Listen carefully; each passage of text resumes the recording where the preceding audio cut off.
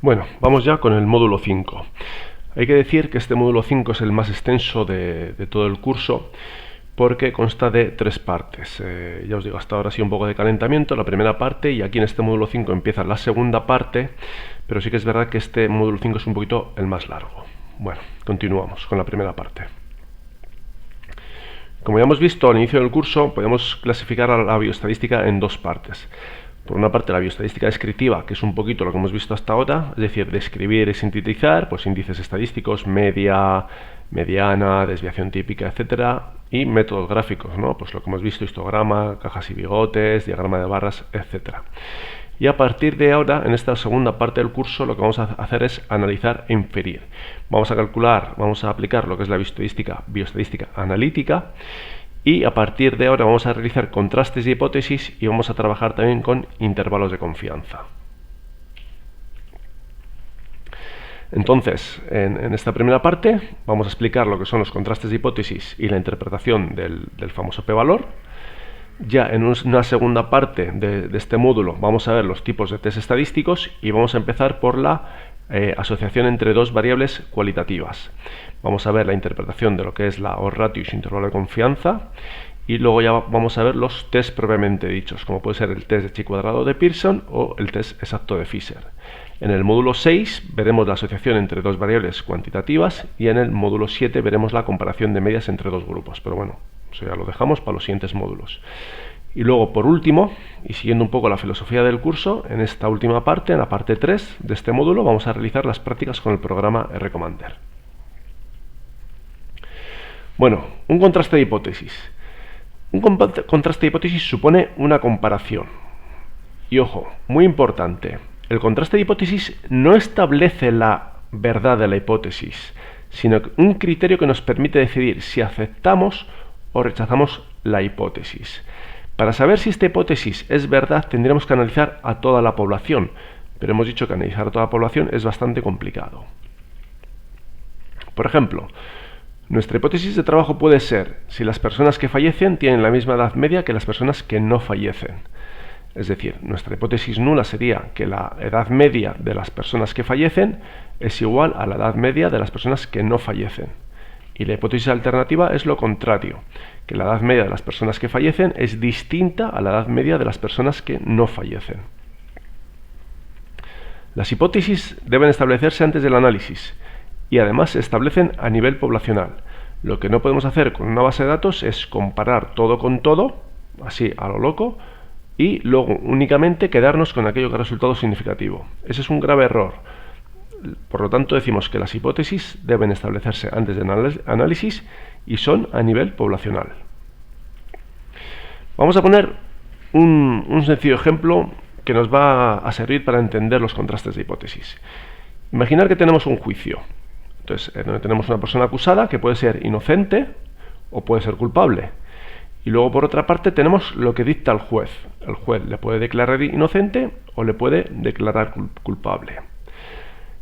Si la realidad es que es la persona inocente y el juez lo declara inocente, es una decisión correcta. Es lo que en estadística se llama el nivel de confianza. Si en realidad es inocente y el juez le declara culpable, podríamos decir que se le envía a la cárcel a esta persona cuando en realidad es inocente. Es lo que se conoce en estadística como error tipo 1 o nivel de significación, que es el complementario del nivel de confianza. Si en realidad el acusado es culpable y el juez le declara culpable, es una decisión correcta, y esto en estadística se llama potencia. Y por último, tenemos que en realidad es culpable, pero el juez le declara inocente, es decir, el acusado está en la calle cuando en realidad es culpable. Entonces, esto en estadística es lo que se llama error tipo 2. Vamos a llevar este mismo ejemplo ahora a los contrastes de hipótesis. Suponemos que la realidad, la hipótesis nula es verdad, o que la hipótesis nula es falsa y la hipótesis alternativa es verdad. Y por otra parte tenemos lo que hace el investigador, si acepta la hipótesis nula o si rechaza la hipótesis nula y acepta la alternativa. Bueno, entonces, cuando la realidad es que la hipótesis nula es verdad y el investigador la acepta, es una decisión correcta. Esto normalmente en los estudios suele ser con un nivel de confianza del 95%. Eso está relacionado, a lo mejor os suena cuando se construyen los intervalos de confianza, que es al 95%. Pues es por este motivo. Cuando en realidad la hipótesis nula es verdad y el investigador rechaza la hipótesis nula y acepta la alternativa, estamos cometiendo un error de tipo 1, o alfa se suele denominar, que normalmente alfa es 0,05. Si la realidad es que la hipótesis nula es falsa, por lo tanto la hipótesis alternativa es la que es verdad, y nosotros, el investigador, acepta la hipótesis alternativa, es una decisión correcta, y es lo que se llama potencia del test. En teoría, o lo ideal es que la potencia sea al menos del 80%. Y luego, por último, cuando la hipótesis nula es falsa, pero el investigador la acepta, estamos cometiendo lo que se llama un error de tipo 2, que, como hemos dicho, si la potencia, lo deseable es que sea del 80% o más, el error de tipo 2, por lo tanto, va a ser lo deseable que sea del 20% o menos. Vamos a repasar. Bueno, nivel de confianza. El investigador acepta la hipótesis nula cuando ésta es verdad en la población. Error de tipo 1. Se comete cuando el investigador rechaza la hipótesis nula o acepta la alternativa cuando en realidad la hipótesis nula es verdad. Como hemos dicho, en la mayoría de los estudios vamos a ver que alfa es de 0,05, luego 1 menos alfa es del 95%. Potencia. El investigador acepta la hipótesis alternativa cuando la hipótesis alternativa es verdad. ¿Qué pasa con la potencia? Los estudios con tamaños muestrales pequeños suelen tener poca potencia. Entonces, a lo mejor, si nuestro estudio tiene un tamaño muestral pequeño, necesitamos tener unas diferencias muy grandes para poder aceptar la hipótesis alternativa. ¿Y qué pasa con los estudios con tamaños muestrales muy grandes? A lo mejor de 20.000 o 50.000 pacientes que tienen mucha potencia y por tanto cualquier mínima diferencia resulta significativa. Al revés, cuando tenemos estudios muestrales pequeños, que se necesita que las diferencias sean muy grandes para obtener un resultado significativo. Por último, el error tipo 2 o beta se comete cuando el investigador acepta la hipótesis nula, siendo esta falsa en la realidad. Como norma general, el alfa, el error tipo 1, el nivel de significación suele ser del 5% y la potencia suele ser del 80%. Por lo tanto, el nivel de confianza, que es 1 menos alfa, va a ser del 95%, y el error tipo 2 o beta, que es 1 menos la potencia, va a ser del 20%. Bueno, vamos a ver lo que es la interpretación del p-valor, que aquí suele haber muchos malentendidos con esta interpretación. Nosotros, en primer lugar, formulamos un contraste de hipótesis, donde la hipótesis nula nos dice que no hay diferencias. Entonces, nosotros, partiendo de nuestros datos y aplicando unos determinados test estadísticos, que son unas fórmulas matemáticas, y consultando ciertas tablas, como puede ser la tabla de la distribución normal, la tabla del t-student, la tabla del chi cuadrado, etcétera, calculamos un p-valor. Si el p-valor es menor de 0,05, entonces decimos que se rechaza la hipótesis nula, aceptamos la alternativa y decimos que hay diferencias significativas.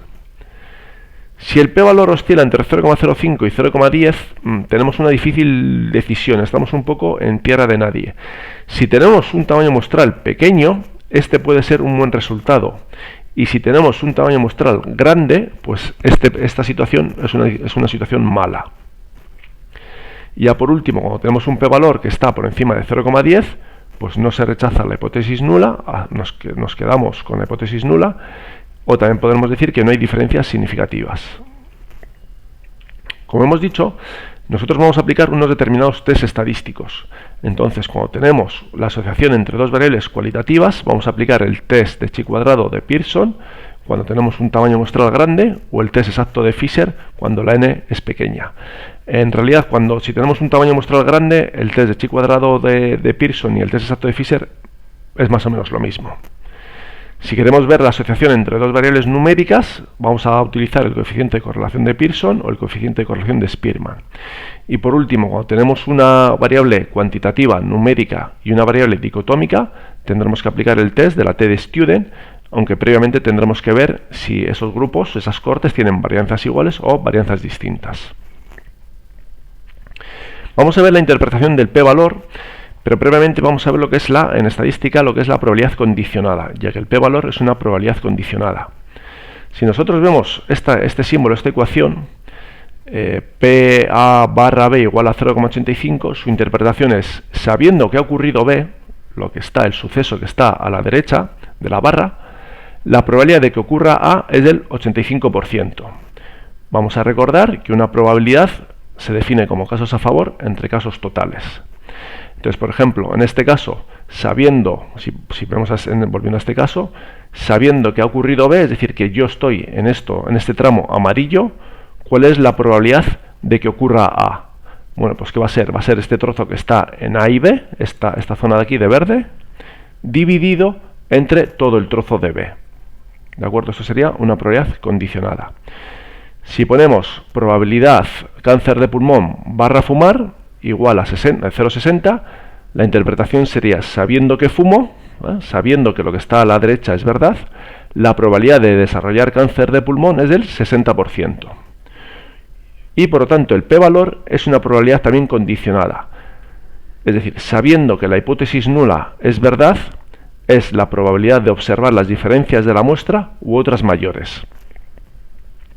Es lo que está aquí escrito. El p-valor es la probabilidad de observar diferencias iguales o mayores a las observadas en la muestra, condicionado suponiendo a que la hipótesis nula es cierta.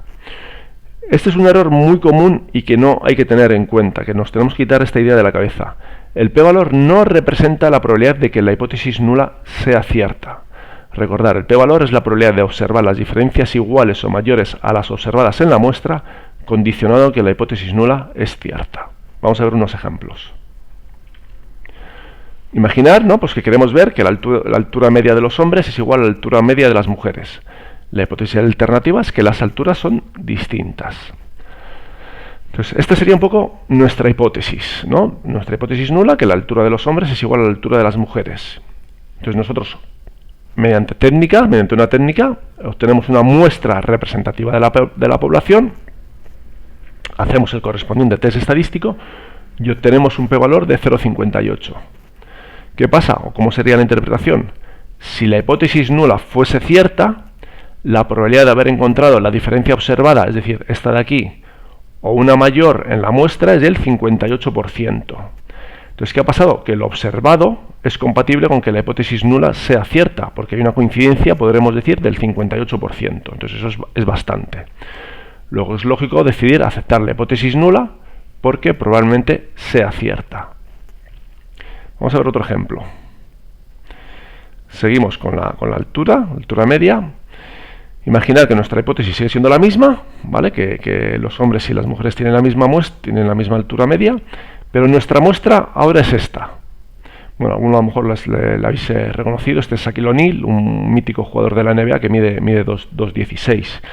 Y aquí está con su novia.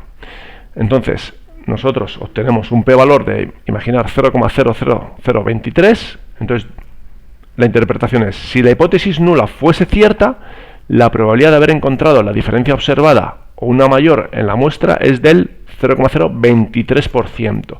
Es una probabilidad muy baja de haber encontrado estos datos suponiendo que la hipótesis nula es verdad. Es como mucha casualidad. Por lo tanto, los datos de la muestra es poco compatible con que la hipótesis nula sea cierta en la población. Luego es lógico rechazar la hipótesis nula porque probablemente no sea cierta. Formas de decir que el p-valor es menor de 0,05 o el p-valor es mayor de 0,010, por decirlo así. Decimos cuando el p-valor es menor de 0,05 que se rechaza la hipótesis nula, que no parece que el azar lo explique todo, que hay diferencias estadísticamente significativas, que existen evidencias a favor de la hipótesis alternativa o que los datos encontrados son poco compatibles con la hipótesis nula. Cuando el p-valor es mayor de 0,10, decimos que no se puede rechazar la hipótesis nula, es probable que el azar lo explique todo, que no hay diferencias estadísticamente significativas, no existen evidencias a favor de la hipótesis alternativa o que los datos encontrados son compatibles con la hipótesis nula. Entonces, todas estas cosas son similares, son semejantes. Por último, recordar que hay tres tipos de contrastes de hipótesis.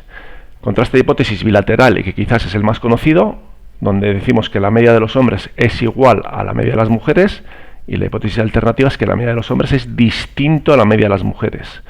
Y luego tenemos dos contrastes unilaterales. Aquí diríamos que la media de los hombres es mayor o igual a la media de las mujeres, y la hipótesis alternativa es que la media de los hombres es menor que la media de las mujeres.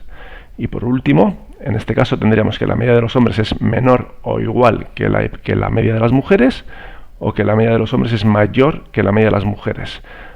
Simplemente porque sepáis, el igual siempre está en la hipótesis nula. Igual, mayor o igual, menor o igual.